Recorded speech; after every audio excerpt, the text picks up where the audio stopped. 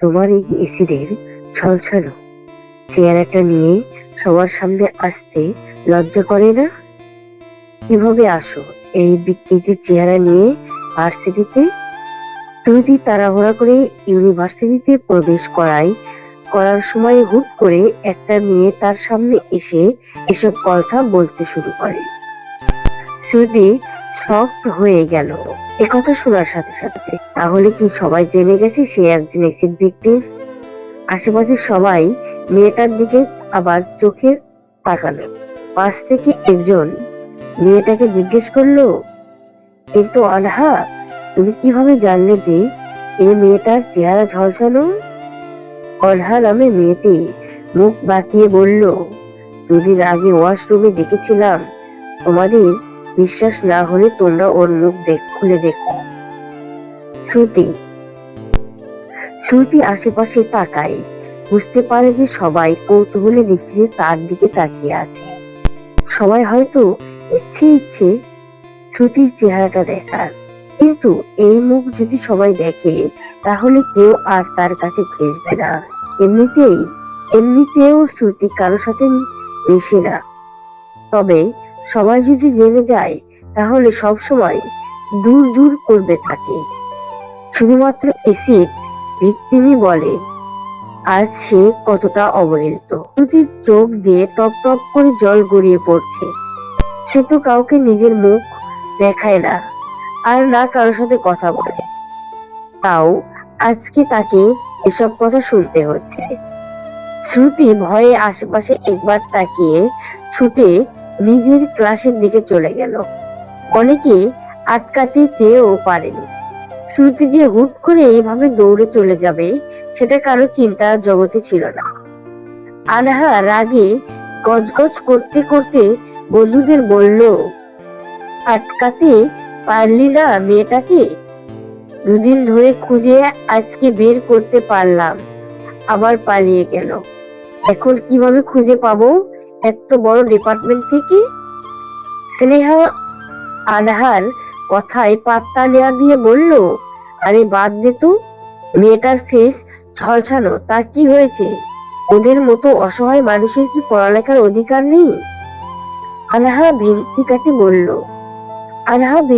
বলল, যদি তুই দেখতি তাহলে এসব বলতে না। কতটা ভয়ঙ্কর লাগে এমন চেহারা দেখতে, ভাবলেই আমার গা শিউরে ওঠে। মুখের ডান সাইড পুরোটা কালচে হয়ে গেছে। আমি তো দেখে চিৎকার দিয়েছিলাম, তাই আজ একটু সিন ক্রিয়েট করে তোদের সবাইকে দেখাতে চাইলাম। আর তা আর হইল কই, ধুর। অনাহা বিরক্ত হয়ে চলে গেল। এদিকে স্নেহা অবাক হয়ে ভাবতে লাগলো, কি অনাহা এতই নটাঙ্কি কেন?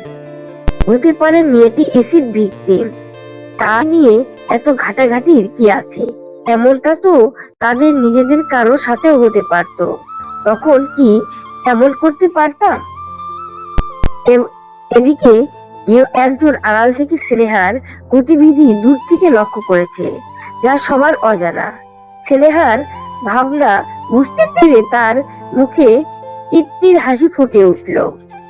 ক্লাসে ঢুকে শ্রুতি রোজকার মতো আজও সবার লাস্টে গিয়ে বসে পড়ল। একটু একটু আগের ঘটনা মনে পড়তেই চোখ দুটো জলে ভরে উঠেছে। আজ আরেকটু হইলেই সবার তার নষ্ট হয়ে যাওয়া মুখটা দেখে ফেলতো। দেখে হয়তো অনেকে ভয় পেত, অনেকে চিৎকার দিত, আবার অনেকে আফসোস করত। ভার্সিটির প্রতিটি কোণে তাকে নিয়ে সমালোচনা হতো, অনেকে ব্যঙ্গ করে এটা সেটা বলতো। আজ অল্পের জন্য বেঁচে গেছে, কিন্তু কদিন এমন ভাবে পালিয়ে যাবে? প্রতিদিন শেষের দিকে একা একা বসে শ্রুতি। এই ক্লাসের কারো সাথেই শ্রুতি তেমন একটা মেশে না, যদিও এখন সে অনার্স সেকেন্ড ইয়ারে পড়ে। সে খুব দরকার পড়লে একটু একটু কথা বলে, শুধু প্রয়োজনের তাগিদে। শুধুমাত্র নিজের এই বিকৃতির চেহারা দেখানোর ভয়ে সে কারোর সাথে বন্ধুত্ব করে না। হঠাৎ ক্লাসে টিচার প্রবেশ করায় সবাই বসা থেকে উঠে দাঁড়ালো। শ্রুতিও নিজের মুখ মুছে মেকআপ ঠিক করে নিল। সবার সাথে তাল মিলিয়ে দাঁড়াতে গিয়ে সামনে তাকাতেই থমকে গেল শ্রুতি। সে কি ঠিক দেখছে নাকি বা এটা তার কল্পনা? এত বছর পর আবার সেই একই ব্যক্তির সম্মুখীন হতে হলো তাকে। নিয়তি এত নিষ্ঠুর কেন? সামনে দাঁড়িয়ে থাকা মানুষটিকে দেখতে এখানে আবার এক মুহূর্তে থাকতে ইচ্ছে করছে না শ্রুতির। কিন্তু কি আর করার, ক্লাসের মাঝখানে তো আর বের হয়ে যাওয়া যায় না। আর গলা শুনে যদি আবার চিনে ফেলে, তাই এখানে চুপচাপ বসে ক্লাস করাটাই বেটার মনে হলো শ্রুতি। ক্লাসের টিচার ঢোকার পর থেকেই সবাই অবাক হয়ে তার দিকে তাকিয়ে আছে, কারণ এই স্যারটা নতুন, কেউ কখনো দেখেনি। তারপর ছেলে মেয়ে একসাথে ওনাকে চোখ দিয়ে গিলে খাচ্ছে। স্যারের কথা শুনে সবার ঘোর থেকে বেরিয়ে এলো। হ্যালো এভরিওয়ান, আমাকে কেউ চিনতে পারোনি হয়তো। অনেকেই ভাবছো আমি নতুন টিচার। আমি 1 বছর ধরে এই ভার্সিটিতে আছি। আমার নাম আব্রাহাম খান আভাস। আমি আগে উইকেন্ডে ক্লাস নিতাম, এখন ফুল টাইম নেব। আবার সবার কাছে যার পরিচয় জানতে চাইছে। এদিকে শ্রুতি ভয়ে ভেতরে গোমড়াচ্ছে। আর যদি আবার কাছে ধরা পড়ে যায়, আবার তো শ্রুতির উপস্থিতি পর্যন্ত অনুভব করতে পারে।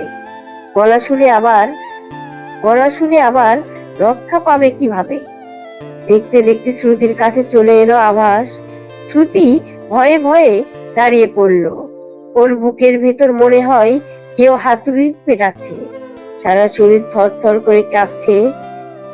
আভাস শ্রুতিকে তীক্ষ্ণ দৃষ্টিতে পর্যবেক্ষণ করতে লাগলো, কিন্তু ওকে বোঝার কোনো উপায় নেই। একে তো বোরকা পড়েছে, তারপর মুখটা মেকআপ দিয়ে এমন ভাবে ঢেকেছে যেন শুধু চোখ দুটো দেখা যাচ্ছে, কিন্তু চোখ দুটো যথেষ্ট আভাসের জন্য।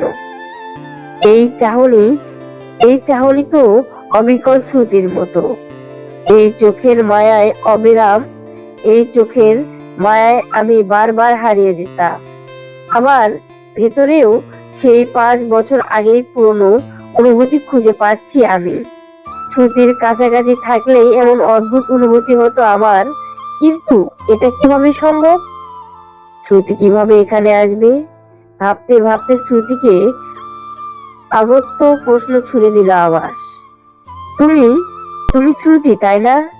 ও তো ভেবেছিল হয়তো সন্দেহ করবে, কিন্তু এভাবে ডিরেক্ট নাম জিজ্ঞেস করে ফেলবে এটা ভাবতেও পারেনি। শ্রুতির চোখের দিকে আঙ্গুল দিয়ে দেখিয়ে বলল, এই যে এটাই সেই চোখ, সেই একই দৃষ্টি, একই চাহনি। আমি এতটাও ভুল করতে পারি না। বলল, তুমি শ্রুতি, তাই না? শ্রুতি নিজের গলার স্বর হালকা মোটা করে বলল, আপনার কোথাও ভুল হচ্ছে স্যার। আমার নাম অদ্রিতা রুবাইয়া। আভাস অবিশ্বাসের দৃষ্টিতে তাকিয়ে বলল, কি তুমি সত্যিই শ্রুতি নও? No sir.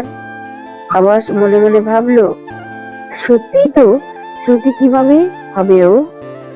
আবার ওর গলাটাও তো আলাদা লাগছে। তো আমি কি করে ভুল হই? আমার ওকে চিনতে ভুল হলো? আচ্ছা, সিট ডাউন, হয়তোবা আমারই ভুল। বলে স্যারের সামনে চলে গেল আভাস ক্লাস নিচ্ছে ঠিকই, কিন্তু সব দিকে তাকিয়ে তাকে শ্রুতির ভাবনায় ঘিরে রেখেছে।